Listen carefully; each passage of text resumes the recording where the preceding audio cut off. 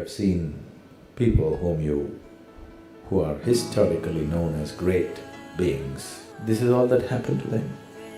They were living with a limited identification. Suddenly, for some reason, some event broke their identities, and suddenly they identified with a larger process that was happening around, and they did things that they themselves could not imagine.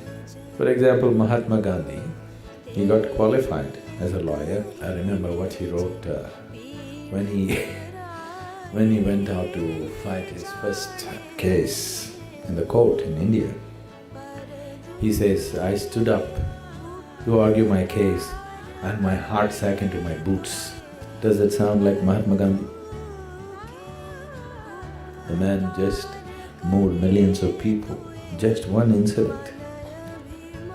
Suddenly his old identities broke. He went to South Africa to make a living, and he was doing okay as a lawyer.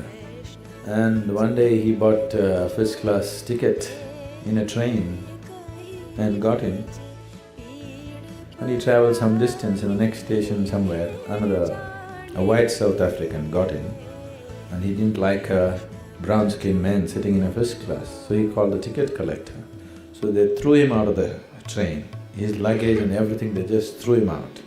And he fell on the platform, and he just sat there for hours. Why did this happen to me?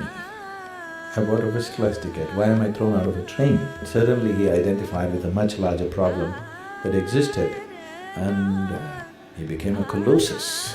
Just broke that little identification and moved into a much larger identity. Probably there has never been another man on this planet who moved as many people as Mahatma Gandhi moved, with such simple ways. Never before another conquering force on the planet has been made to vacate the land where they had taken root without firing bullets at them or killing them or anything like this. See, shooting at the soldiers who are carrying guns is one thing. Throwing bombs at them is another thing. But just going there, standing on the street and willing to be beaten down on the heads with cracked skulls, you fall down, one line of people fall down, the next line of people come and give their skulls to be broken again, is a completely different kind of strength. It's not easy. It takes a very deep inner strength for a person to do that.